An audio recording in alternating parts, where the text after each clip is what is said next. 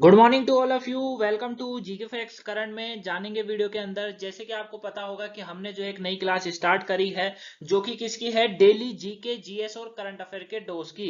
तो मैं जो है आपके दिन की जो शुरुआत करवाता हूं वो कैसे करवाता हूं, जीके जीएस और करंट अफेयर के डोज को देकर कराता हूं। टोटल हम लोग 12 क्वेश्चनों को समझते हैं। मंडे से हो सकता है आपको 15 या 20 क्वेश्चन इसमें देखने को मिले, ठीक है। क्योंकि मैं जब आज क्वेश्चन तैयार कर रहा था तो मुझे ऐसा लगा कि कम से कम 4 सब्जेक्ट तो एक वीडियो में कवर होने चाहिए, ठीक है। क्योंकि मैंने जो आज से शेड्यूल बनाया वो 4-4 क्वेश्चनों का बना रखा है। पहले हिस्ट्री, पॉलिटिकल, फिर हम लोग करंट अफेयर करेंगे। तो मैं सोच रहा हूँ इसमें ज्योग्राफी और थोड़ा जो है क्या कहते हैं अपना खेल वेल भी आ जाए तो ज्यादा अच्छा होगा, ठीक है। तो टोटल 12 क्वेश्चनों को मैं डिटेल से समझाता हूँ। हर कॉम्पिटेटिव एग्जाम के लिए इंपॉर्टेंट है, चाहे आप किसी भी कॉम्पिटेटिव एग्जाम की तैयारी कर रहे हो, चाहे वो railway, NTPC, group D, SSC, GD, constable, police, defence, कोई भी हो, वनडे में होने वाला सभी एग्जाम के लिए इंपॉर्टेंट है। पीडीएफ का लिंक टेलीग्राम पर मिलेगा। अगर अभी तक टेलीग्राम ज्वाइन नहीं करा है तो कर लीजिएगा, लिंक टेलीग्राम का डिस्क्रिप्शन बॉक्स में है। चलिए स्टार्ट करते हैं, जानते हैं आज का सबसे पहला क्वेश्चन। दिन की शुरुआत पहले क्वेश्चन से। राष्ट्रकूटों के शासन काल में साम्राज्य के प्रशासन के विभाजन का सही क्रम क्या था। यानी कि जब राष्ट्रकूटों का शासन चल रहा था, ये क्वेश्चन डायरेक्ट हिस्ट्री से है, आप देख लीजिएगा, आपको किसी ना किसी एग्जाम में देखने को मिल जाएगा।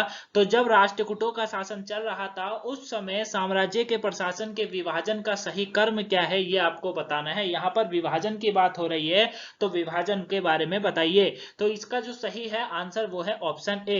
कौन सा आंसर बिल्कुल सही है? आंसर है ऑप्शन ए जो है वो बिल्कुल राइट आंसर है। यानी कि राष्ट्र, विषय और भुक्ति। क्या है? राष्ट्र, विषय और भुक्ति। अब आप पूछेंगे सर राष्ट्र, विषय और भुक्ति के बाद अगर किसी का भी मतलब ये जो है क्या था, विभाजन का सही क्रम था, ठीक है। ठीक, चलिए अब मैं आपको थोड़ा सा राष्ट्रकूट वंश के बारे में समझा देता हूं कि राष्ट्रकूट वंश आखिर में क्या है, ठीक है। ये तो आप समझ गए हो ना, क्योंकि ये क्वेश्चन पूछा जाता है कि राष्ट्रकूट के शासनकाल में साम्राज्य प्रशासन के विभाजन का सही क्रम बताओ, तो आपको ये बताना है। आगे बात करते हैं, राष्ट्रकूट के बारे में हम थोड़ा सा जान लेते हैं। ये जो आप साइड में देख रहे हैं ये राष्ट्रकूट का पूरा पीरियड है, मतलब कौन सा आया, कैसे आया, कब इनकी स्टार्टिंग हुई उसके बारे में। लेकिन उससे पहले थोड़ा सा जो मैं आपको समझा रहा हूं उसको समझिएगा। राष्ट्रकूट वंशों की अगर बात करेंगे तो आपको कई जगह 753 लिखा देने को मिल जाएगा और कई जगह 756 दिखता है, ठीक है। 756 से लेकर 7074 तक का ये जो डेटा यहाँ आप देख रहे हैं, इसको थोड़ा सा गौर करिएगा कि 70 56 से लेकर 74 ईसा में कृष्ण प्रथम राष्ट्रकूट का प्रथम साम्राज्य स्थापित करा। मतलब स्टार्टिंग जो करी वो इन्होंने ही करी, ठीक है ना। ये आपको याद रखना है। अब देखिए राष्ट्रकूट वंश जो है वो करीबन प्रथम अभिलेखों के अनुसार ये बताया जाता है कि राष्ट्रकूट वंश का मूल निवास स्थान जो था वो लाटूर जिला था। क्या था? लाटूर जिला करके था, ठीक है। किंतु बाद में यह भी बोला जाता है कि एलिचपुर एलिचपुर जो कि वर्तमान में बरार में है, बरार इस वंश की स्थापना हुई, ठीक है। अब राष्ट्रकूट वंश जो है अपने स्वतंत्र शासन स्थापित इसने करा और बाद में जो है बादामी के चालुक्य के सामंत ये काम करने लगे थे, ठीक है। ये आपको याद रखना है। उसके बाद इनका अपना साम्राज्य स्टार्ट होता है।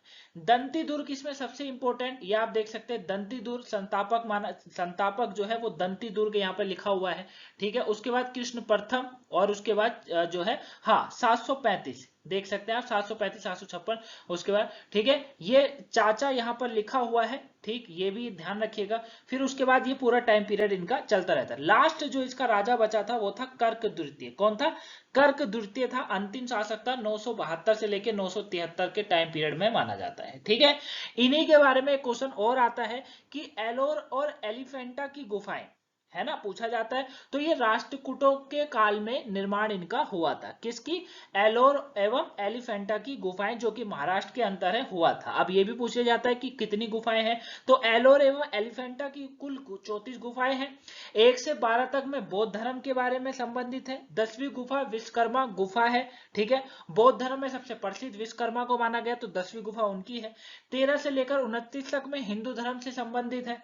15वीं गुफा में विष्णु के जो है नरसिंह रूप को दिखाया गया है, ठीक है। 15वीं गुफा के अंदर आप देखेंगे तो 30 से लेकर 34 तक जैन धर्म से संबंधित रखा गया है। ये याद रखिएगा, टोटल मिलाकर कितनी 34 गुफाओं के बारे में है जो कि राष्ट्रकूट के समय हुआ था। ठीक है। राष्ट्रकूट जो है वो शैव वैष्णव के साथ साथ जैन धर्म के भी अनियन थे, ये आपको याद रखना है, ये भी एक पॉइंट इंपॉर्टेंट बनता है। क्लियर है? तो इतना आपको इस क्वेश्चन के बारे में याद रखना है। क्लियर है? आई होप आप इसको अच्छे से समझोगे। 5 मिनट का लेक्चर मैंने इसी में आपको दे दिया है। आगे समझते, समझाना बहुत कुछ है लेकिन समय जा रहा है और भी क्वेश्चन करने हैं। नेक्स्ट है उत्तर वैदिक काल में न्यायालय को क्या कहा जाता था? उत्तर वैदिक काल में क्या कहा जाता था बच्चा? विदत। क्या कहा जाता? विदत कहा जाता था, यानी कि इसका डी ऑप्शन जो है वो बिल्कुल राइट आंसर है, ये आपको याद रखना है। तो उत्तर वैदिक काल में न्यायालयों को क्या कहा जाता था? विदत कहा जाता था, ये आपको याद रखना है। अब तो मैं आपको उत्तर वैदिक काल के बारे में कुछ पॉइंटों को समझाता हूं। उत्तर वैदिक काल ये करीबन 1000 ईसा पूर्व से लेकर 600 ईसा पूर्व तक के काल को उत्तर वैदिक काल कहा जाता है। इस काल में 3 वेद, सामवेद, यजुर्वेद, अर्थवेद, इसके अतिरिक्त ब्राह्मण, आर्यक, उपनिषद और वेदांगों की रचना हुई है। ठीक है बच्चा, ये याद रखिएगा। अब ये सभी ग्रंथ उत्तर वैदिक काल के साहित्यिक स्रोत माने जाते हैं। ठीक है। दूसरा आपको यह याद रखना है कि इस वैदिक काल में लोहे का उपयोग होने लगा था, यानी कि लोहे का प्रयोग ने सामाजिक, आर्थिक व राजनीतिक क्रांति पैदा कर दी थी। उत्तर वैदिक काल में आर्यों का विस्तार अधिक क्षेत्र पर इसीलिए हो गया क्योंकि अब वह लोहे के हथियार का उपयोग जान गए थे। यह आपको याद रखना है, किसका उपयोग जान गए थे? लोहे का जो है उपयोग जान गए थे, ये भी आपको याद रखना है। क्लियर है? ये आपको याद रखना है, इंपॉर्टेंट है। क्लियर? चलिए, तो इसका डी ऑप्शन जो है वो बिल्कुल राइट आंसर है। नेक्स्ट क्वेश्चन की बात करते हैं। नेक्स्ट क्वेश्चन है, वहाबी आंदोलन का दमन किसने किया था? बताइए, कौन था जिसने वहाबी आंदोलन का दमन किया था? यह करा था लॉर्ड एलिगन प्रथम ने। किसने? लॉर्ड एलिगन प्रथम ने। आपको यहां पर लॉर्ड एलिगन प्रथम का नाम तो याद रखना है, पूछा जा सकता है लॉर्ड एलिगन प्रथम ने किसका दमन करा था? वहाबी आंदोलन का करा था। लेकिन आपको यहां पर यह जानना है कि वहाबी आंदोलन आखिर में क्या था। चलिए मैं आपको समझाता हूं वहाबी आंदोलन क्या था। वहाबी आंदोलन ये जो है सल्फी आंदोलन एक अतिवादी इस्लामी आंदोलन है जिसका श्रेय इमाम मोहम्मद बिन अब्दुल वहाब को जाता है। ये आंदोलन 1822 से 1868 को दिया जाता था, है ना, मतलब इनको कहा जाता था कि महमूद बिन अब्दुल ने जो है ये चलाया था। दावे के अनुसार वह जो है बिद आताओं यानी कि गलत या गैर इस्लामिक रीति रिवाज को मिटाना तथा इस्लाम को उसके असली जो है हालत में, जैसे कि इस्लाम के पैगंबर के समय में था, उसमें अपनाने की बात करता है। ठीक है, तो इसका ए ऑप्शन बिल्कुल राइट आंसर है। लॉर्ड एलिगन प्रथम ने इसको दमन किया था। नेक्स्ट क्वेश्चन की बात है, 10 राग के युद्ध का संबंध निम्नलिखित में से किससे है? मोस्ट इंपोर्टेंट क्वेश्चन, काफी बार एग्जाम में बार बार ये क्वेश्चन पूछा जाता है कि 10 राग के युद्ध क्या था। आपको, अगर आपने थोड़ा सा प्राचीन भारत पढ़ा होगा तो आपको इसके बारे में पता होना चाहिए और नॉलेज होनी भी चाहिए क्योंकि काफी इंपॉर्टेंट है ये टॉपिक। 10 राग के युद्ध जो है इसका संबंध जो है बच्चा वो सुदास से है। किससे है? सुदास से है, यानी कि इसका संबंध किससे है? सुदास से है। अब आपके अंदर एक जानने की उत्सुकता हो रही होगी कि सर ये 10 राज्य युद्ध क्या है, थोड़ा सा इसके बारे में बता दीजिए। तो मैं आपको बता देता हूं कि 10 राज्य युद्ध क्या था। इसके नाम पहला स्पष्ट कर लीजिए, 10 राजाओं का युद्ध, और 10 राजा ऐसे जो सर्वश्रेष्ठ थे। ठीक है, और इसका जो उल्लेख है ना वो ऋग्वेद के 7वें मंडल में मिलता है, ये याद रखिएगा। 10 राज्य युद्ध का जो संबंध है वो ऋग्वेद के 7वें मंडल में मिलता है। ठीक है, ये आपको याद रखना है, इंपॉर्टेंट है। क्लियर हो गया? इसको एक तो याद रखिएगा। अच्छा, इस युद्ध को एक और कबीला और उनके मित्र पक्ष समुदाय था, एक और कबीला था और एक था मित्र पक्ष समुदाय। ठीक है, और इनके जो सलाहकार थे वो थे ऋषि विश्वामित्रा। कौन थे? ऋषि विश्वामित्रा। ठीक है, साथ में जो है दूसरी ओर भारत नामक समुदाय था जिसका नेतृत्व तुत्सु नाम का कबीले के राजा थे सुदास, वो कर रहे थे। ठीक है, याद रखिएगा, ये नाम इंपॉर्टेंट है। क्लियर हो गया? तो इतना आपको जो मैंने बताया है वो आपको याद रखना है। क्लियर है बच्चा? 10 राजाओं का यह संभव है कि ऋग्वेद, यह मतलब संभव था कि ऋग्वेद के अंदर जो है 10 राजाओं की लड़ाई ने कुरुक्षेत्र युद्ध की कहानी का जो है योगदान, एक तरीके से आप कह सकते हैं, इन्होंने संशोधित किया गया था इसको। ठीक है ना, महाभारत के खाते में बहुत ही विस्तार किया गया था उस समय से। तो सुदास जो है ये आपको याद रखना है। 10 राज्य युद्ध क्या था वो मैंने आपको बताया अभी, ठीक है। और तो इसका सी बिल्कुल राइट आंसर है। नेक्स्ट क्वेश्चन की बात करेंगे, चलिए की बात करते हैं। भारत, अब यहां से आपकी पॉलिटिकल स्टार्ट कर रहा हूं मैं। भारतीय संविधान का 73वां संशोधन किससे संबंधित है? किससे है? पंचायती राज से है। किससे है? पंचायती राज से है। तो पंचायती राज जो है वो भारत में 73वां संविधान संशोधन कब हुआ था बच्चा? जल्दी से मुझे कमेंट कर दीजिएगा इसके बारे में। मैं फिर भी आपको बता रहा हूं 1992। अब आपको क्या करना है, इसे पूरे विस्तार से मुझे समझाना है कमेंट बॉक्स में या टेलीग्राम पर। 1992 में हुआ था। ये पंचायती राज व्यवस्था से संबंधित रखती है। नेक्स्ट क्वेश्चन जानते हैं। जब मंडल आयोग बनाया गया उस समय प्रधानमंत्री कौन था भैया? जल्दी से बताओ। जब मंडल आयोग बनाया गया था उस समय प्रधानमंत्री कौन थे? विश्वनाथ प्रताप सिंह। कौन थे? विश्वनाथ प्रताप सिंह। कौन थे? विश्वनाथ प्रताप सिंह। ठीक है, ये थे, कौन थे ये थे मंडल आयोग के, आयोग बनाया गया था उस समय ये भारत के प्रधानमंत्री थे। बहुत बार पूछा जाता है। मंडल आयोग कब बना था ये पूछा जाता है। 1979 में, 1979 में मंडल आयोग का गठन करा गया था। अरे याद रहेगा या नहीं रहेगा, जल्दी बताओ। याद रहना चाहिए ना। मोरारजी देसाई सरकार द्वारा बीपी मंडल के नेतृत्व में ये दूसरी पिछड़ी जातियों के लिए बनाया गया था। ठीक है, इसने 1980 में अपनी रिपोर्ट पेश करी थी। 3743 करीब पिछड़ी जाति बताई गई थी। 1990 में वीपी सिंह ने अन्य पिछड़ी जातियों को 27% आरक्षण दिया था। यह भी आपको याद रखना है। जितना पॉइंट मैं समझाया हूं उतने को याद रखिए। पहला पॉइंट, जल्दी से मेरी बातों पर जल्दी से गौर करो। पहला पॉइंट भाई, मंडल आयोग जब बनाया गया था उस समय प्रधानमंत्री थे विश्वनाथ प्रताप सिंह।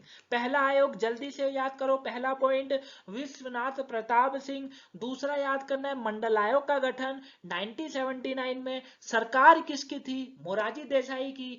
उस समय मंडल किसका? बीपी मंडल के नेतृत्व में। किस लिए बनाया गया था? पिछड़ी जातियों को के लिए बनाया गया था।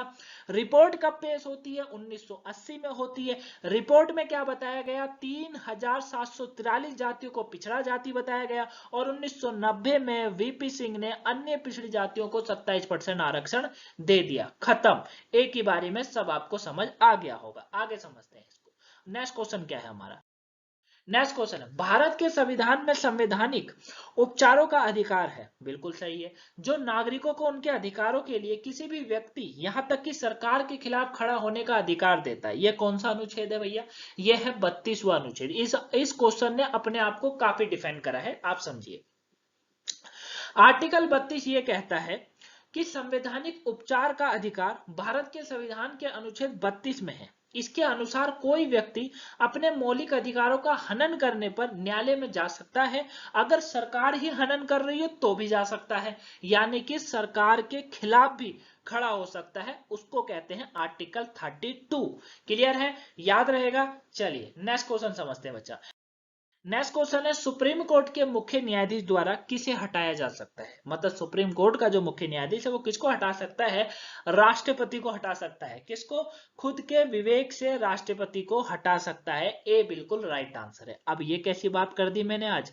चलिए कोई बात नहीं करी, सही बात करिए। तो सुप्रीम कोर्ट के जो मुख्य न्यायाधीश होते हैं उनके पास ये अधिकार होता है कि वह माफ करिएगा, खुद के विवेक से नहीं, इसको माफ करिएगा, मैं थोड़ा सा कंफ्यूज हो गया। संसद में प्रस्ताव द्वारा, ठीक है, संसद में प्रस्ताव आना चाहिए, उसके बाद ही राष्ट्रपति को हटाया जा सकता है। क्योंकि राष्ट्रपति को डायरेक्ट नहीं हटा सकते। जब पीछे से सिफारिश आती है कि राष्ट्रपति अपना काम ढंग से नहीं कर रहा है, ठीक ढंग से जो है सभा में हिस्सा नहीं ले रहे, या जो भी तरीके का या कुछ दुर्व्यवहार कर रहे हैं, अपना कार्य ढंग से नहीं कर पा रहे, सही कम से कार्य को नहीं कर रहे हैं, उस समय जो है संसद पूरे प्रस्ताव के साथ जो है राष्ट्रपति को हटा सकती है और सुप्रीम कोर्ट इसकी मंजूरी लिख देते हैं फिर। ठीक है, इसके लिए संसद के दोनों सदनों में जो है ना करीबन 2/3 बहुमत के पास होना जरूरी होता है।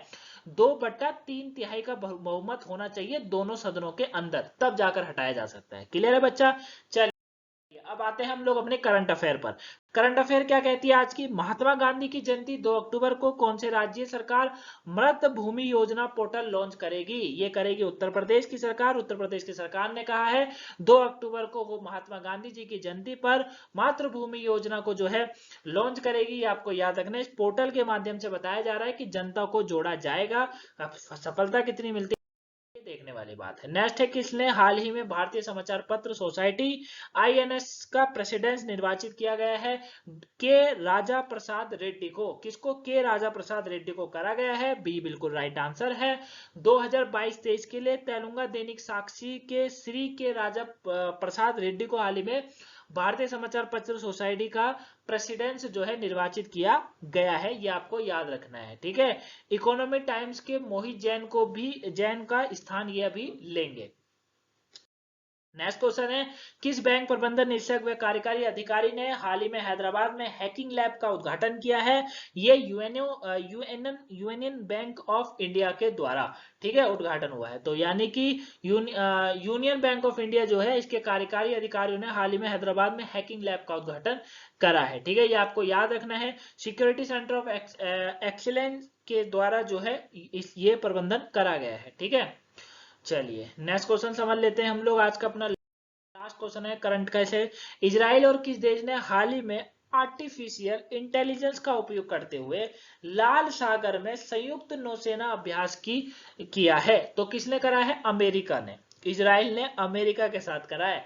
अमेरिका और इजराइल ने आर्टिफिशियल इंटेलिजेंस का उपयोग करते हुए लाल सागर के अंदर संयुक्त नौसेना अभ्यास किया है। यह आपको याद रखना है। आर्टिफिशियल इंटेलिजेंस का यूज हो रहा है, इसीलिए क्वेश्चन इतना इंपॉर्टेंट बनता है।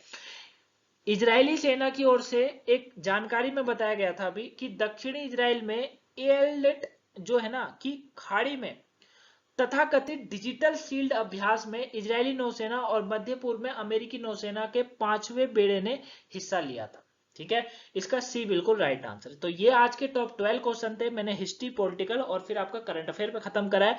जल्दी से आप इसमें अच्छे से अच्छे जो है व्यूज करिए, शेयर करिए वीडियो को दबा के। मैं मंडे से जो है आपको हम लोग ऐसा करेंगे, मंडे से जो है करीबन 15 क्वेश्चन में रख देता हूं, ठीक है। 15 क्वेश्चन कर लेते हैं जिसमें हम लोग 4-4 क्वेश्चन जो है किसके कर लेंगे? हिस्ट्री, पॉलिटिकल और उसके बाद हम लोग जो है अपना ज्योग्राफी देख लूंगा या फिर मैं आपके लिए जो है भूगोल को तैयार कर दूंगा, ठीक है। तो वो हो जाएगा। बाकी 3-4 क्वेश्चन करंट अफेयर के हो जाएंगे। क्लियर है बच्चा? एक दो ऊपर नीचे चलता रहेगा, कोई दिक्कत नहीं, क्योंकि करंट अफेयर रोज की 2-3 क्वेश्चन ही ऐसे होते हैं जो इंपॉर्टेंट आते हैं, बाकी होता नहीं है। बाकी तो वही है बस फिर, ठीक है। तो आई होप आपको वीडियो पसंद आई होगी, तो वीडियो को लाइक, सब्सक्राइब, शेयर करिएगा। और कुछ भूल गई हो तो मुझसे तो कमेंट बॉक्स में बताएगा, या फिर आप टेलीग्राम पर हमें ज्वाइन करके वहां बता सकते हैं। मिलेंगे नेक्स्ट वीडियो में। आज संडे का दिन है, तो संडे को आपको पता ही होगा कि आपको वोकैबुलरी का सेशन मिलता है पूरे वीकली का, तो उसके लिए तैयार रहिएगा। 7 बजे मिलेगा रात में। जब तक के लिए thank you for watching guys, have a nice day, thanks for watching. Video को लाइक, सब्सक्राइब, शेयर करो दबा के, ताकि और भी लोगों पर पहुंच सके। Thank you for watching. और टेलीग्राम पर, इंस्टाग्राम, फेसबुक पर हमें ज्वाइन करो। Thank you for watching.